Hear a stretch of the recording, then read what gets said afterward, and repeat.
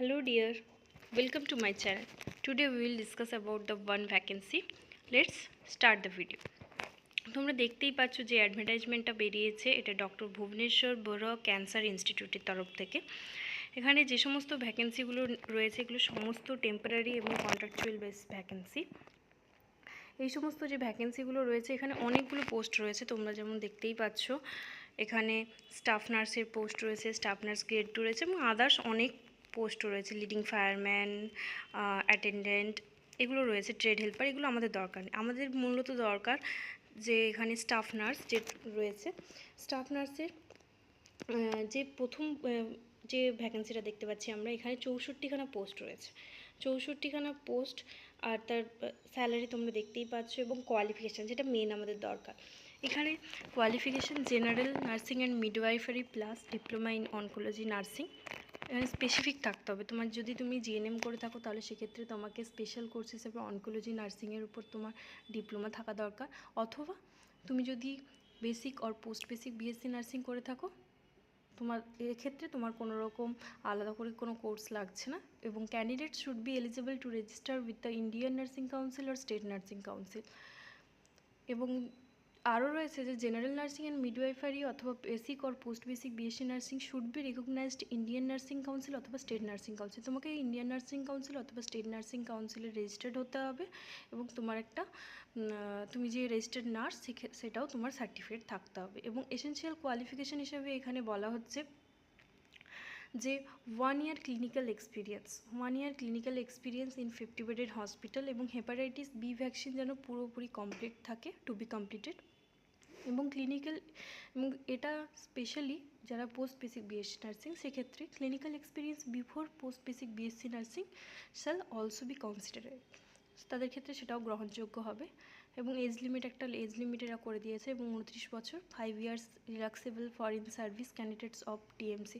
যারা ওই tata cancer ইনস্টিটিউটে কাজ করছো তাদের ক্ষেত্রে 5 বছরের রিল্যাক্সেবল রয়েছে।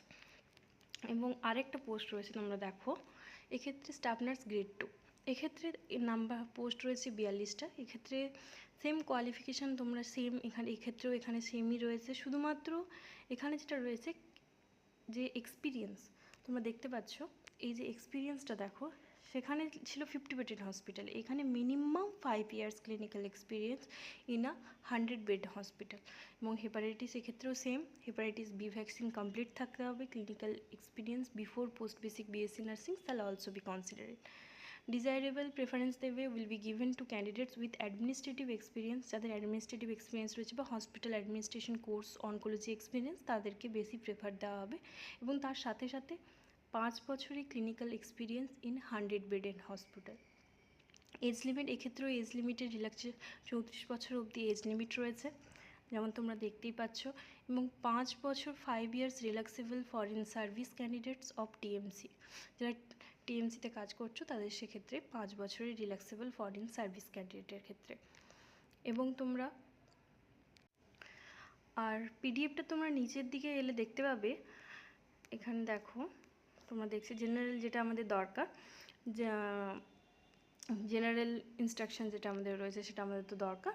দেখো প্লেস অফ পোস্টিং, এখানে প্লেস অফ পোস্টিং তোমাদের ওই যে ক্যান্সার ইনস্টিটিউট যেটা গুয়াহাটিতে রয়েছে সেটাই। এবং ডিউরেশন 6 মাসের জন্য, এবং সেটা আমাদের কোনো রকমভাবে এক্সটেন্ড করা হতেও পারে, নাও হতে পারে, সেটা ওদের ইচ্ছে।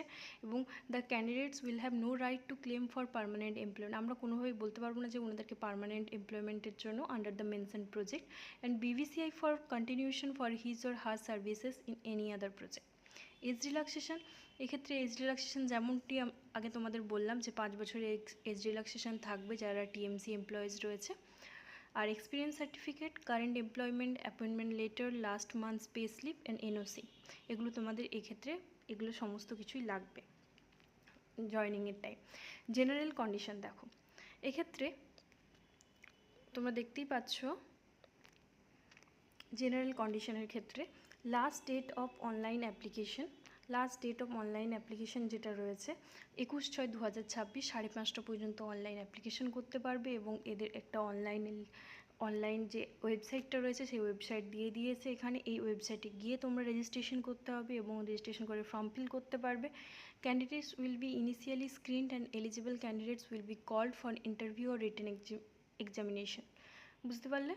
তাদেরকেই ডাকা হবে যারা এলিজিবল ক্যান্ডিডেট হবে। ইনকমপ্লিট যদি কারোর অ্যাপ্লিকেশন থেকে থাকে সেক্ষেত্রে ওরা রিজেক্ট করবে, এবং যারা ইন্টারভিউ অথবা রিটেন এক্সামিনেশনের জন্য এলিজিবল হবে তাদের সেক্ষেত্রে ক্যারি করতে হবে Aadhaar, PAN and voter and original testimonials along with one set of copy in support for the details furnished in the online application form regarding qualification and experience. এগুলো সমস্ত কিছু যেগুলো আগে তোমাদের বললাম সেগুলো সমস্ত কিছুই লাগবে। আর আরেকটা দেখো তোমরা এই 6 নম্বর পয়েন্টে ইন্টারভিউ রিটেন এক্সামিনেশনের জন্য যাদের ডাকা হবে এটা সম্পূর্ণ ওনাদের on the basis of the qualification and experience of the applicants, এগুলো সমস্ত কিছু ওনাদের উপর। এখানে তোমরা দেখতেই পাচ্ছ, যদি কোনোভাবে তোমরা দেখছো যে in case of candidates eligibility criteria এখানে ওরা রিজেক্ট করবে ইনকারেক্ট যদি ফলস আর ইনকমপ্লিট ইনফরমেশান থেকে থাকে। আর ক্যান্সার ইনসে অলরেডি যেটা তোমাদের বললাম এগুলো একটু দেখে নিও। নেক্সট আমাদের যেটা দরকার সেটা নিয়ে আমরা একটু বলবো।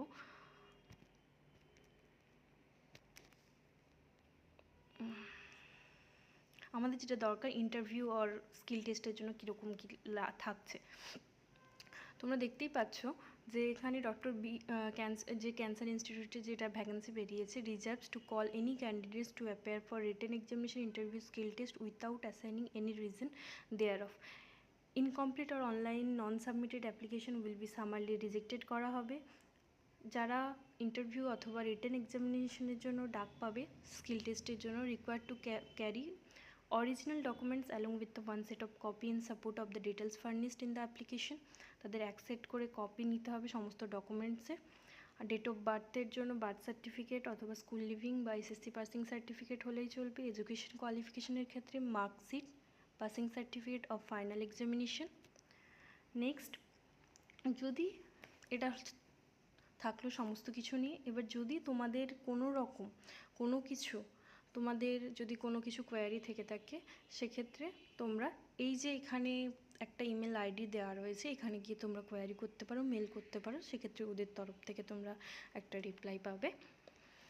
তো এটাই ছিল আজকের এই ভ্যাকেন্সি রিলেটেড ভিডিওটা।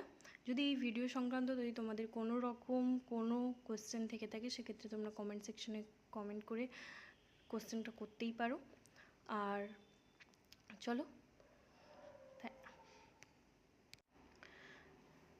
আজকে ভিডিওটা এই পর্যন্তই। যদি ভিডিওটা তোমাদের ভালো লেগে থাকে তাহলে লাইক করো, কমেন্ট করো, আর যদি তোমাদের ভিডিওটা হেল্পফুল বলে মনে হয় তাহলে সেটা তোমাদের বন্ধুদের সাথে শেয়ার করো। চলো, থ্যাংকস ফর ওয়াচিং।